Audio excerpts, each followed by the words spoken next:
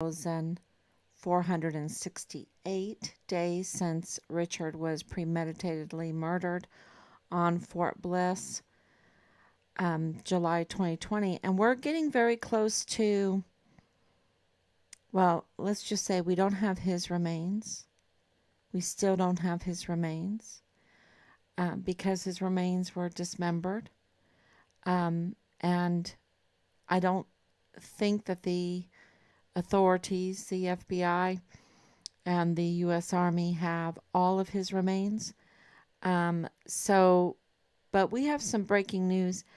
Every day we have some breaking news, and it seems to not impact us so much because this has been going on for so long. And, but absolutely this is breaking news. And we get information all the time. And let me make sure that we are on. Yeah, it looks like we're on. Okay, and I know we're burning the midnight oil tonight. I know it's very late. I was thinking about trying to get on during the day, but life happens, and so many things are breaking right now, and so many letters need to be written to report the activities that are going on right now and responses to agencies that are helping.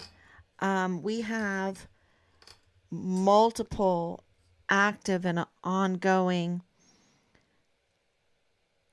state and federal investigations that we have to respond to daily. There's so many. So, it's we're getting there. We're getting there. And one of the breaking news today is a scenario.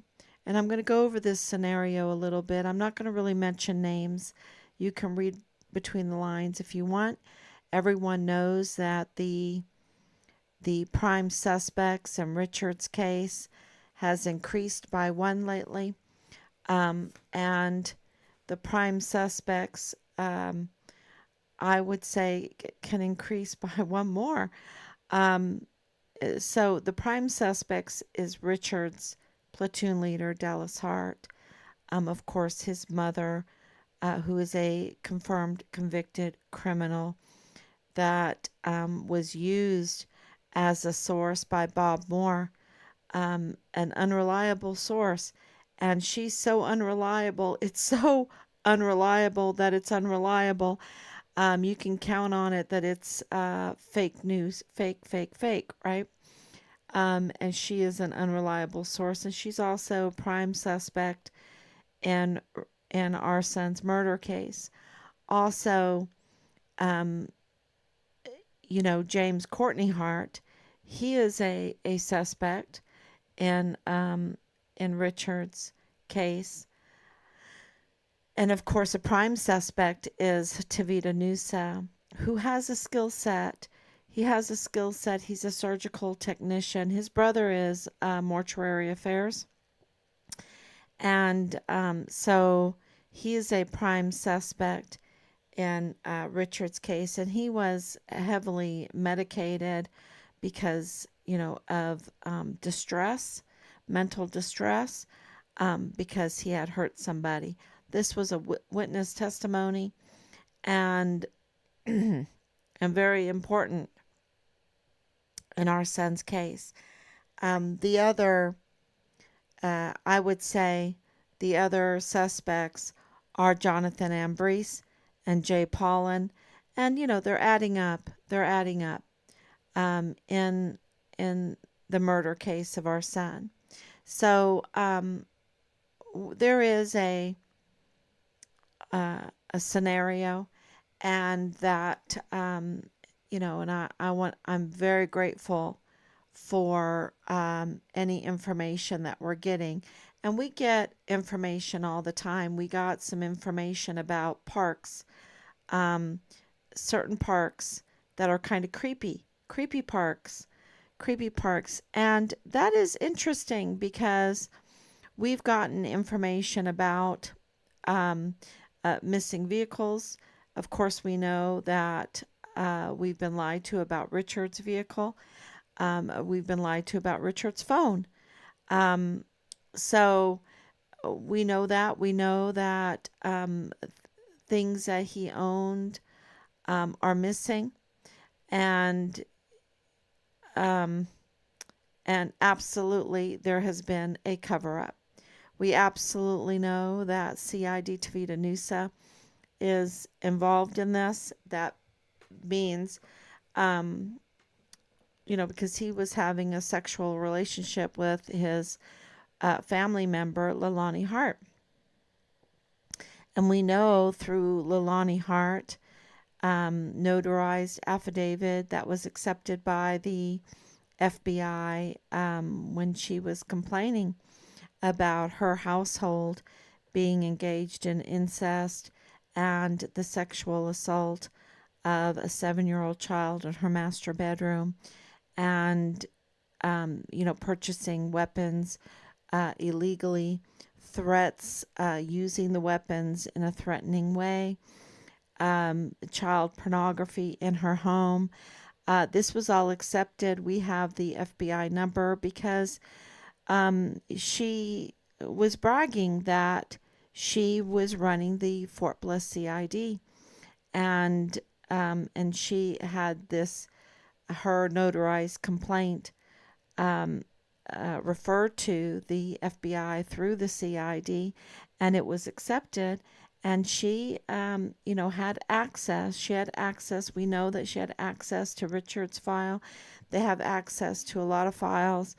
And because they have so much access to files, they are so criminal because they use that information.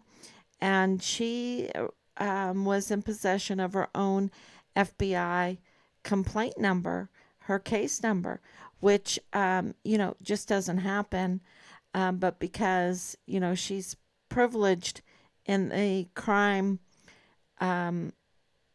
network, she was given that FBI number. So that's why we confirmed that information, and we corroborated the incest and the child porn and the child sexual abuse and everything with other evidence of her communicating with her then husband, James Courtney Hart, who just admitted that they have a long family history of incest and child sexual assault. So so they're up to no good. That's a long history of being groomed, of being the crime being normalized in their thoughts, being hypnotized and everything. And it doesn't make it right, though. It doesn't make it right. You have to break it. And they know it's wrong. And they know it's wrong because they hurt Richard. Okay? Because in the scenarios that we get, in the witness testimonies that we get, nothing is that Richard is alive, okay? And the overwhelming evidence even led, and they have even more, the United States government to declare Richard murdered on Fort Bliss. So that is really important for everyone to know, that it's not us, even though we've been saying it from the beginning, and suspecting it from the beginning. And so much so, and I don't think a lot of people know this or remember this, but from the beginning, we submitted let me see if I have it in front. Yeah, I have it right here.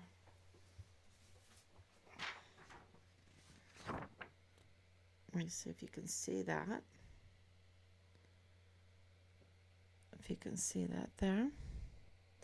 That's really important. That is a mandate. A mandate. We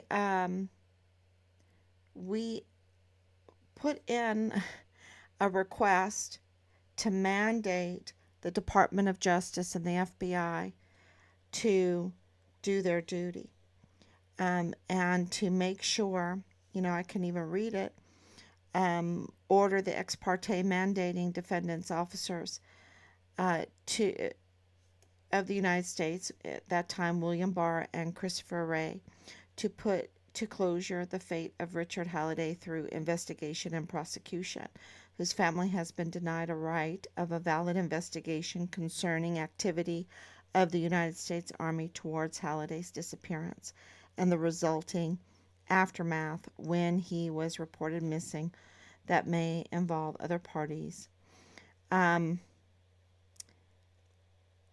So bluntly stating, this is an action to compel an officer of the United States, being Attorney General and the FBI, to do its duty, a right owing the plaintiffs by the people of the United States, as Richard K. Halliday is member of the United States Armed Forces.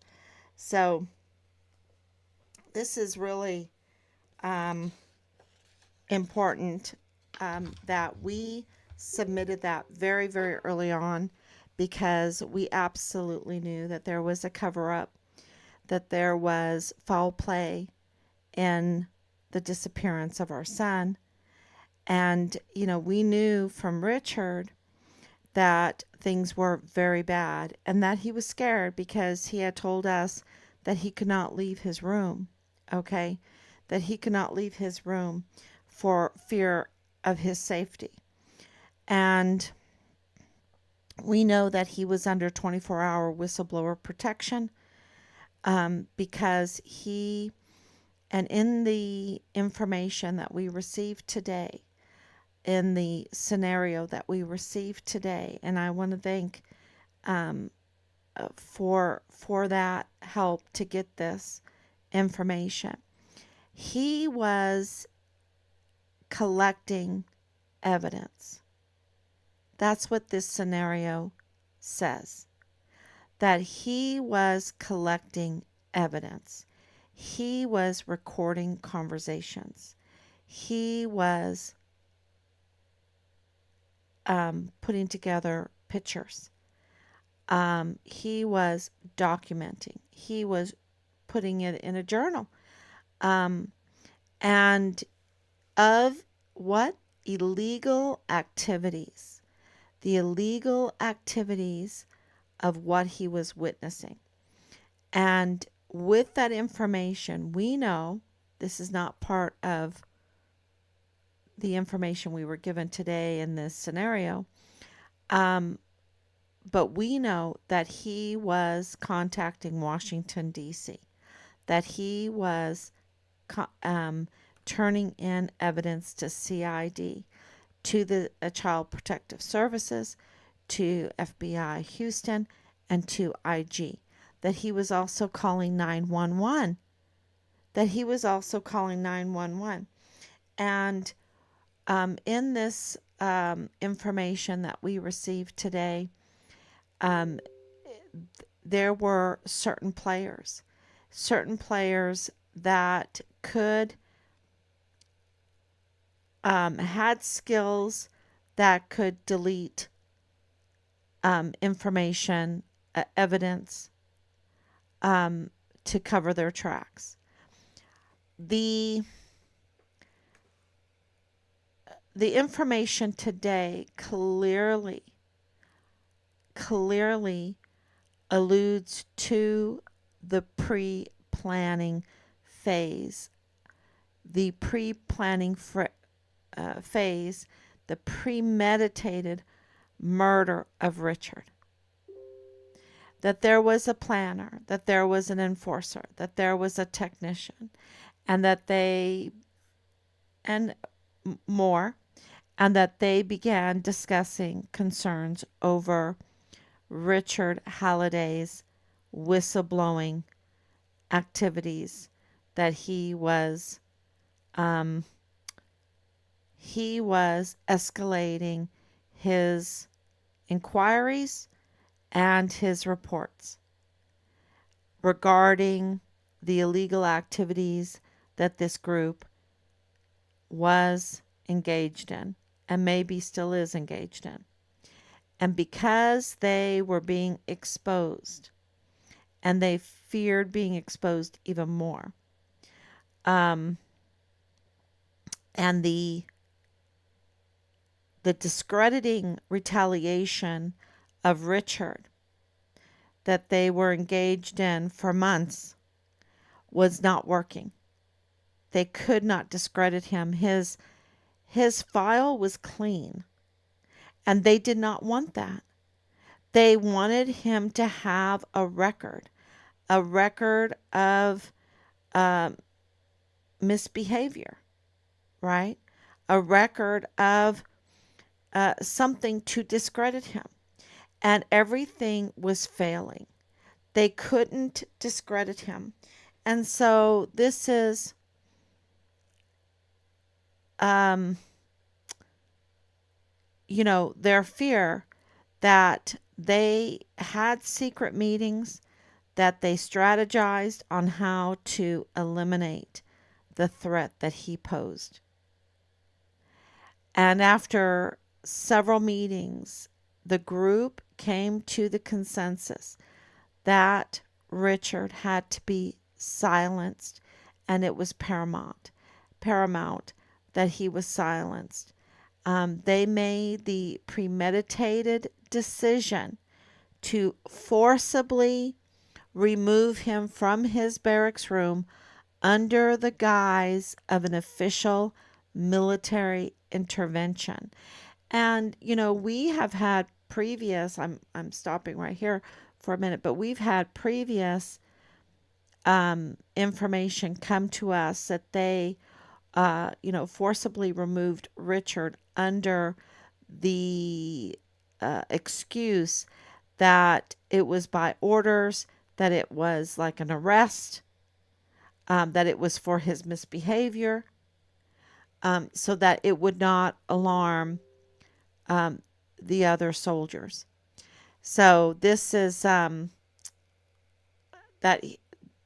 they would do it under official military intervention is interesting, and explains why Richard was in uniform. Okay. So the group, using those kind of tactics, ordered Richard and to be ready, I guess, to be ready. And so they, uh, on their designated time, which was in the late evening, the group approached Halliday's barracks, Richard's barracks, and the enforcer took the lead. With intimidation and force, they made their way into Richard's room, and they confronted him, and they attempted to subdue him. There was a confrontation. That's why there were some injuries there already. And they forcibly removed him from the barracks.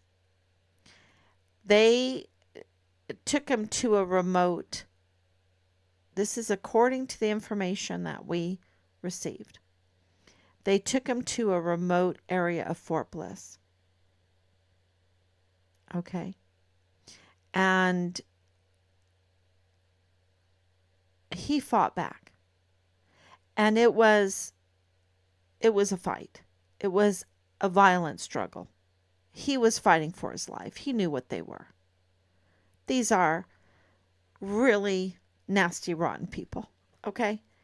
Monsters. He knew what they were. He's reporting and collecting the evidence that we have been, about the incest, about the child sexual assault, about the child pornography, which is child torture, right? And the fraud, the fraud of all the criminal trafficking that's involved. And so he, of course, during the confrontation, there was a lot of physical force used to overpower him because he was outnumbered, right? And it was pretty ruthless. And a a gun was used. A gun was used, and a shot um, hit Richard. And in order for him not to be able to escape, they used blunt force. Okay.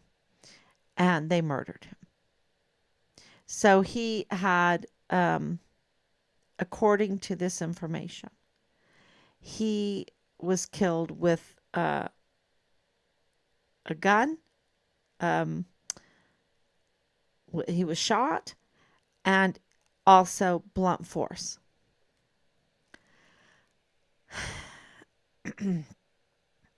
The information about getting rid of the evidence, they had planned that out, and they, used chemicals.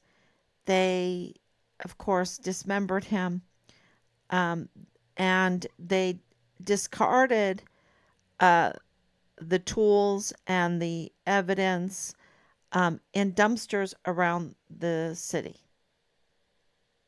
Okay. That's, you know, the, now I don't know if this is all accurate. This is information that was given to us today. So, take it for what it's worth. But this is pretty detailed. And according to this information, it came from a confession. So, I don't know. I don't know. You can take it for what it's worth. I'm sharing it tonight because the public needs to know. The public needs to know what goes on a military base. Okay? That there is trafficking going on, that there is criminal activity going on, and it's putting our soldiers in so much danger that something like this would happen. That if someone sees something and says something and becomes a whistleblower and turns in evidence, because you cannot just say something. All right, 4 years doing this. You cannot just say something. You have to collect the evidence and verify it and validate it and submit it over and over and over again before anything is done. 100%, I know that now. I don't think, well, we didn't know that at the beginning of this, and I know that Richard didn't know, but he was collecting information and he was turning it in. And so that is what scared them. Because if it's just, you saying something, they'll discredit you and they'll cover it up very easily. But if you have evidence, it scares the hell out of them. That they would absolutely premeditate and murder someone over it. So the dismemberment, we are told, took place on Fort Bliss in a secluded area, away from traffic. And it had been pre-chosen because they knew about the privacy of it. I'm wondering if it was at the training ground, right? At the mock Afghanistan village.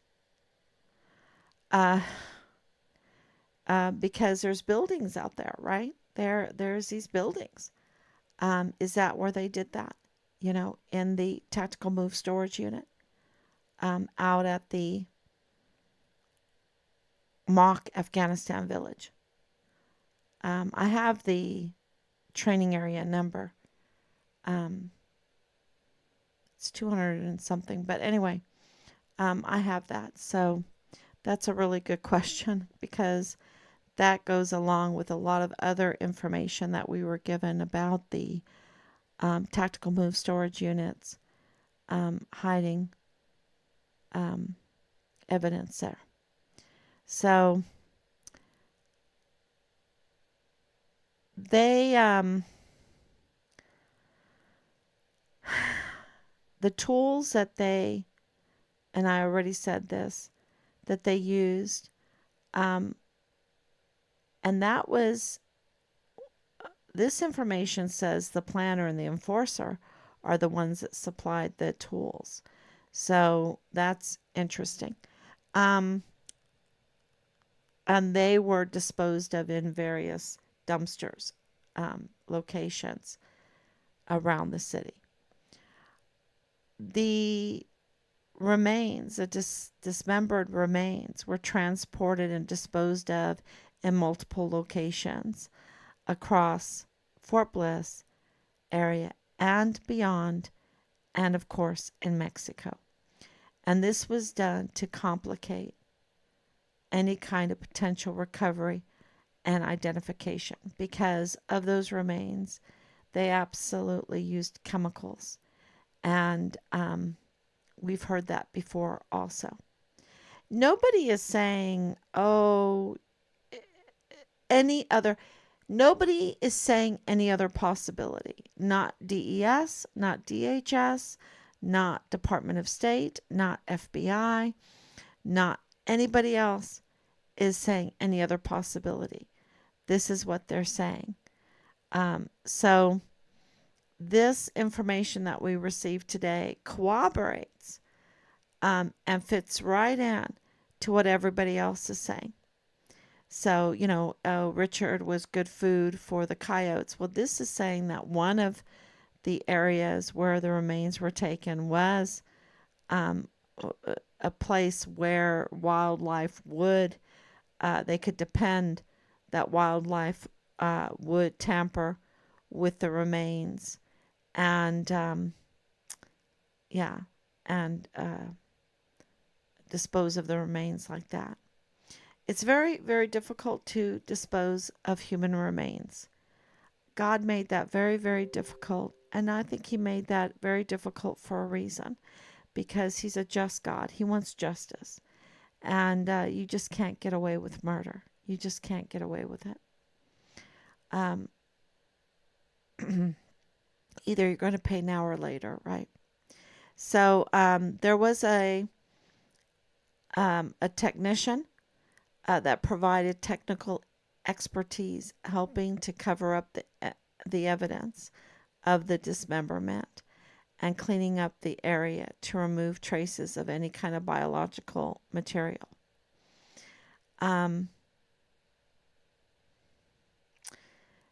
They're saying that some of the tools were thrown in the Rio Grande. Okay. Rio Grande. The Rio Grande, however you want to say that. The clothing worn by the perpetrators during the crime was burned. That's what, in a secluded area. That's what this is saying. And cleaning supplies and other materials were used for the cover-up. And those were disposed in commercial dumpsters away from the crime scenes. Now, we're also told that there are videos and pictures of a suspect buying supplies nearby Fort Bliss. We're told that. Now, that is separate from the information that we got today. The group maintained communication so that all members would be consistent in their stories if they happen to be questioned by authorities. And we know that the consistent stories was fabricated, and a smear campaign on Richard. That is number one thing that they did, is start a smear campaign on Richard. So they also took steps to avoid any digital traces, using burner phones and encrypted messages services. These are people from the breakaway original response team of Richard. These are people that know cybersecurity. Who knows cybersecurity? These are people that know health and welfare security, right?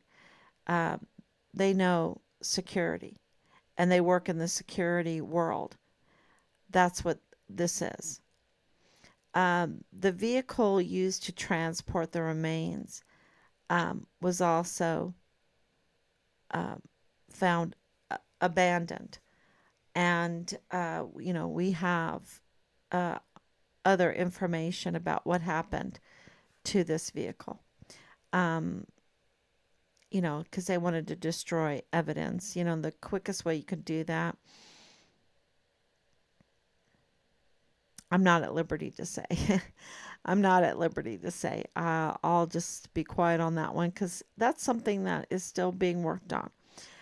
Following the incident, the group employed extensive measures to cover up their tracks, and they fabricated alibis, and there was a lot of that. So, as the days passed, uh, you know,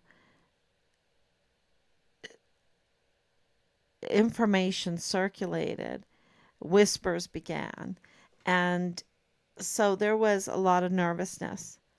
We weren't quick enough to call. We weren't quick enough to call. We should have called quicker.